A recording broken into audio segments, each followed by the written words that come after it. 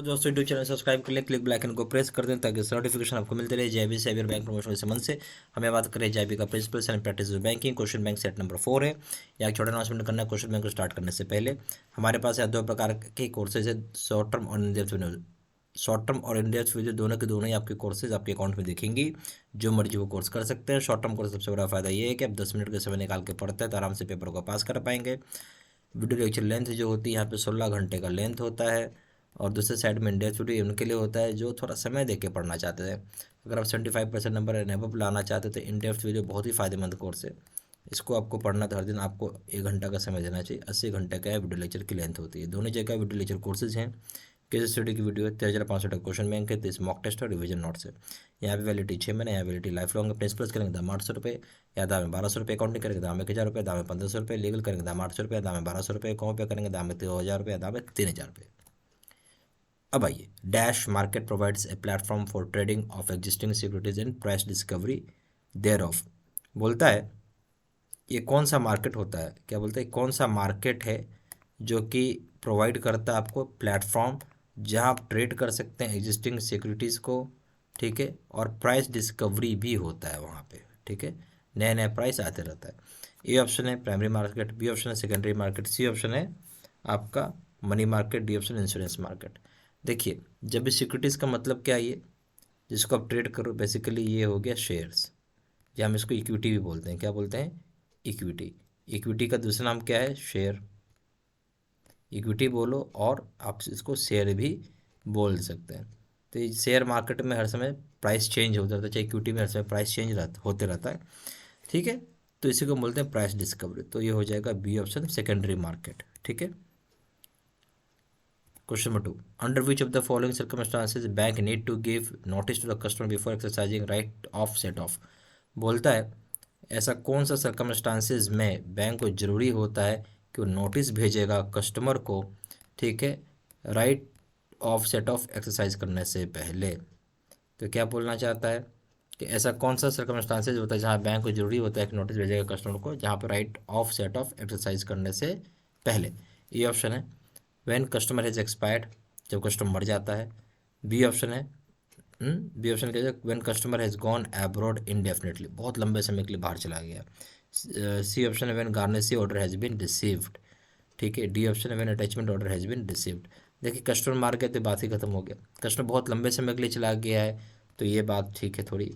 फिर एक गारनेसी ऑर्डर तो बेसिकली कोर्ट का ऑर्डर होता है, तो यहाँ पर राइट ऑफ सेट ऑफ नहीं होगा। क्या यहाँ पर सेट ऑफ है, समझिए एक बात, सेट ऑफ बैंक का अधिकार होता है। ये कोर्ट ऑर्डर, गारनेसी ऑर्डर मतलब कोर्ट का ऑर्डर होगी। गारनेसी क्या है इसका मतलब जानते ही होंगे, कोर्ट का ऑर्डर हो गया। और अटैचमेंट ऑर्डर किसका है? इनकम टैक्स का, आईटी, ठीक है, इनकम टैक्स का है। तो सीधा सीधा बी ऑप्शन आ जाएगा। जब कस्टमर अब्रॉड चला जाए तो बहुत लंबे समय के लिए, तो बैंक यहाँ पर राइट ऑफ सेट ऑफ लगा सकती है, B option. Question number 3, mister Ashok Kumar issues a power of attorney in favour of mister Amit Kumar in 31 July 2021, dies on December 3, 2021. Your branch receives December 26, 2021 through clearing house 2 checks, ठीक है, one of which is signed by Mr. Ashok Kumar and on December 12, 2021 which checks will be paid। देखिए mister Ashok Kumar ने क्या issue किया था? Power attorney issue किया था mister Amit Kumar को 31 जुलाई 2021 को, और मिस्टर अशोक कुमार की मृत्यु हो जाती है 3 दिसंबर 2021 को। बैंक यहाँ रिसीव करता है ये सारी बातें, ठीक है, 26 दिसंबर 2021 को, और एक क्लियरिंग हाउस में चला जाता है। चेक क्या है? क्लियरिंग हाउस में चला जाता है। 2 चेक डाले हुए रहते हैं, एक पर मिस्टर अशोक कुमार का साइन किया 12 दिसंबर 2021 का, ठीक है। मिस्टर अशोक कुमार ने कब साइन किया? 12 दिसंबर 2021 का। तो विच चेक्स विल बी पेड। अब आप सोच रहे हैं मर तो गया 3 दिसंबर को, 12 दिसंबर का चेक है, देखिए पोस्ट डेटेड चेक भी होता है, ठीक है। तो ये चीज़ समझिएगा, एक चेक, 2 चेक है, एक तो अमित कुमार ने साइन किया हुआ है और एक अशोक कुमार ने साइन किया हुआ है। अशोक कुमार वो इंसान है जो 3 दिसंबर को मर गया, चेक उसको मिल रहा है 12 दिसंबर का, डेट डाला हुआ इस पर, बट चेक पोस्ट डेटेड भी रहता है, तो क्लियरिंग के लिए अब चला गया है। अब कौन सी चेक पेड होगी? बी ऑप्शन है, सॉरी ए ऑप्शन है, ये ऑप्शन क्या हो गया? Both the cheques will be paid if there is balance in the account, अगर बोलता है बैलेंस होगा अकाउंट में, दोनों के दोनों ही चेक पे हो जाएंगे, ये बात गलत हो गया। ठीक है, उसके बाद आएंगे आपका B option, both the cheques will be return, दोनों ही चेक रिटर्न कर देंगे, मैं इस पर बताऊंगा क्यों।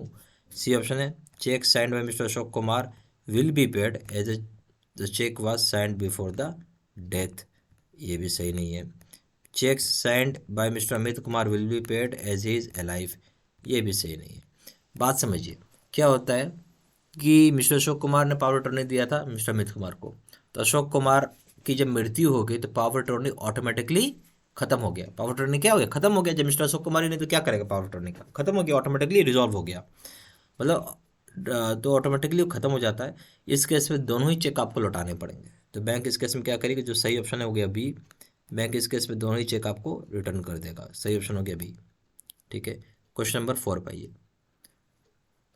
ठीक है, या दोनों चेक्स रिटर्न हो जाएंगे, सही ऑप्शन बी हो गया। ठीक है ना, क्वेश्चन नंबर 4 में आइए, certain category of banks in India are incorporated under provisions of companies act 1956 which mainly include, बोलता है कुछ सर्टेन कैटेगरी के जो बैंक हैं भारत में इनकॉर्पोरेट यानी फॉर्मुलेट हुए हैं, जो प्रोविज़न डाला हुआ है आपका प्रोविजंस ऑफ कंपनीज एक्ट 1956 के तहत, जो कि मेनली क्या इंक्लूड करेगा। ए ऑप्शन है public sector bank, private sector bank and foreign bank.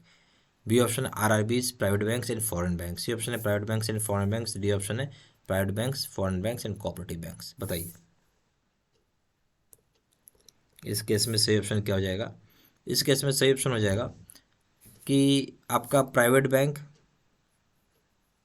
ठीक है, यहाँ देखिए जो प्राइवेट बैंक है और जो फॉरेन बैंक है, ये दोनों के दोनों कंपनीज एक्ट के तहत बना 1956, सही ऑप्शन हो जाएगा C. Question number 5, bank A and bank B have been combined into single bank. Bank A survived and Bank B lost its corporate identity, which is called, this is called। तो bank ए और bank B दोनों को combine करके single bank बना दिया गया।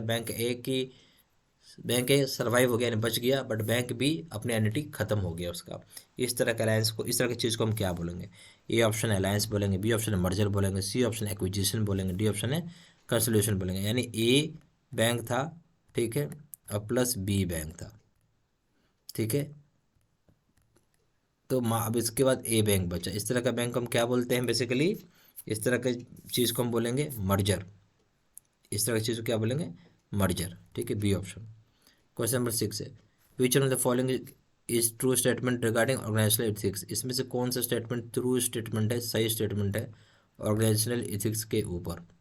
ए option है, as long as officer and employ behave meet the requirement of the law, organisation can be considered to have been functioning system of the behaviour ethical, of the ethical behaviour. बोलते जब तक कि officer employ अच्छे से meet करेंगे, requirement जो होता है लॉ का पूरा करेंगे, तो एक एथिकल बिहेवियर इसको माना जाएगा।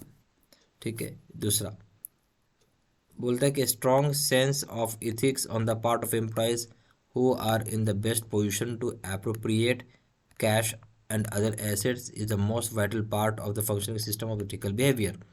बोलता है कि जो बहुत ही स्ट्रॉन्ग सेंस होता है इथिक्स का, जो एम्प्लॉयज़ होते हैं अगर बहुत अच्छे पोजीशन पे हैं और वो अप्रोप्रिएट कर पाते हैं कैश को, दूसरे एसेट्स को, जो कि बहुत ही इंपॉर्टेंट पार्ट होता है फंक्शनिंग करने का एथिकल बिहेवियर, तो ये तो खैर कोई भी एंगल से नहीं होगा। ठीक है, अब आएंगे in an organization has a strong, if an organization has a strong code of ethical conduct in place, role of employees training can be downplayed. बोलते अगर ऑर्गेनाइजेशन में बहुत ही स्ट्रॉन्ग एथिकल कंडक्ट होगा प्लेस में, क्या है, organization बहुत ही strong code of ethical conduct है, तो रोल जो होगा एम्प्लॉय ट्रेनिंग का उसको हम डाउन प्ले कर सकते हैं। ऐसा ऐसा नहीं होता, तो ऑर्गेनाइजेशन एथिक्स में तो गलत हो गया।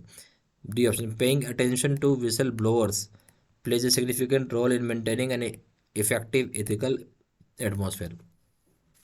तो डी ऑप्शन जो है बोलते हैं कि अगर आप ध्यान देते हैं विसल ब्लोअर्स जो कि बहुत ही सिग्निफिकेंट रोल प्ले करते हैं एथिकल एटमॉस्फेयर में, ये बात बिल्कुल सही है, सही ऑप्शन हो जाएगा आपका डी। क्वेश्चन नंबर 7 है, which one of the following is one of the social sins listed by Mahatma Gandhi. इनमें से कौन सा जो एक सीन है, ठीक है, सोशल सीन है जो महात्मा गांधी के द्वारा लिस्ट की गई है, यानी आप बोल सकते हैं बुराई। पहला है पॉलिटिक्स विदाउट प्रिंसिपल्स, बिल्कुल सही है। दूसरा वेल्थ विदाउट वर्क, ये भी सही है, यानी बिना मेहनत किए आपको काम मिला। पॉलिटिक्स ऐसा करे से कोई प्रिंसिपल नहीं है, बिना मेहनत किए वेल्थ है आपके पास, यानी माता पिता का वेल्थ होगा। तीसरा है कॉमर्स विदाउट मॉरलिटी, यानी बिजनेस कर रहे हैं बिना कोई मॉरलिटी के लिए। A option only 1 and 2, B option है आपका only 1 and 3, C option only 2 and 3, D option 1 2 and 3, तीनों बातें सही हैं। ठीक है, डी। क्वेश्चन नंबर 8 है। अब यहाँ एक सवाल है कि your branch has received A garnishee order in the name of your customer having saving bank account with the following transactions, which among of these is not subject matter of garnishee matter। Not है, देखिए subject matter नहीं होगा garnishee order का। पहले समझिए garnishee order होता क्या है। गार्निशी का मतलब हो गया ये कोर्ट का ऑर्डर है। तो अब आइए पहला पे, A option, an advice ready for dispatch to another branch after debit to the account in the payment of cheque. एक एडवाइस भेजता है डिस्पैच के लिए किसी दूसरे ब्रांच को, आप डेबिट होने के बाद अकाउंट को, जो पेमेंट होगा चेक का, चेक के लिए।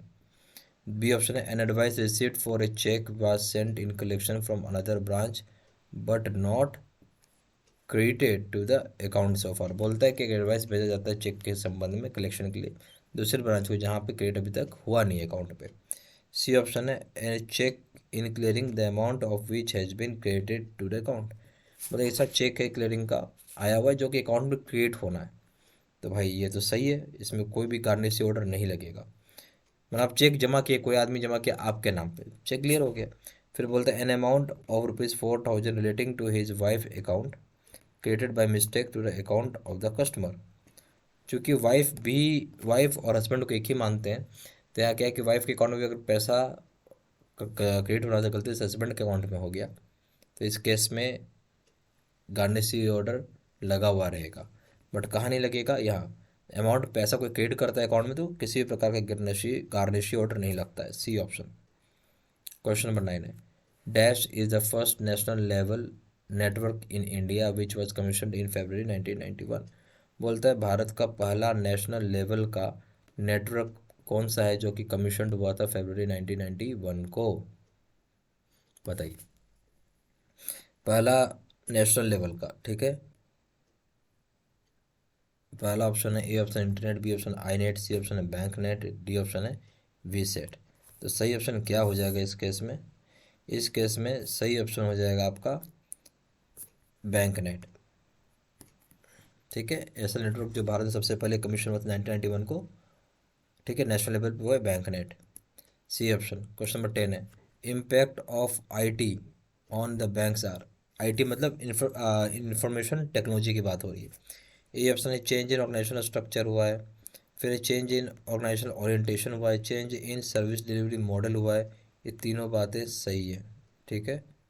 और डी ऑप्शन हो जाएगा ऑल द अबव। ठीक है, कर दिया D option all the above. सही ऑप्शन हो जाएगा डी। यहाँ पे हमारे पास दो प्रकार के कोर्सेज है, एक शॉर्ट टर्म, दूसरा इन डेप्थ। दोनों दोनों कोर्सेज कर सकते हैं। शॉर्ट टर्म कोर्सेज सबसे बड़ा फ़ायदा ये है कि आप अगर आपका समय कम हो, मान लीजिए 10 मिनट के समय निकाल के पढ़ते हैं, तो आराम से पेपर को पास कर पाएंगे। 16 घंटे का वीडियो लेक्चर का इसमें लेंथ होता है। इन डेप्थ वीडियो उनके लिए होता है जो थोड़ा समय दे के पढ़ना चाहते हैं। अगर आप हर दिन 1 घंटा का समय निकाल के पढ़ते हैं तो आराम से 75% नंबर ला सकते हैं। 80 घंटे का यहाँ पे वीडियो लेक्चर की लेंथ होती है। दोनों जगह वीडियो लेक्चर कोर्स होता है, केस स्टडी का वीडियो होता है। 13,500 क्वेश्चन बैंक है, 30 मॉक टेस्ट रिविजन नोट्स हैं। वैलिडिटी 6 महीने, वहाँ वैलिडिटी है लाइफ लॉन्ग। प्रिंसिपल्स के दाम है 800 रुपये, दाम है 1200 रुपये। अकाउंटिंग करेंगे दाम है 1,000 रुपये, दाम है 1500 रुपये। लीगल करेंगे दाम है 800 रुपये, यहाँ दाम है 1200 रुपये। कॉमन पे करेंगे दाम है 2,000 रुपये, दाम है 3,000 रुपये।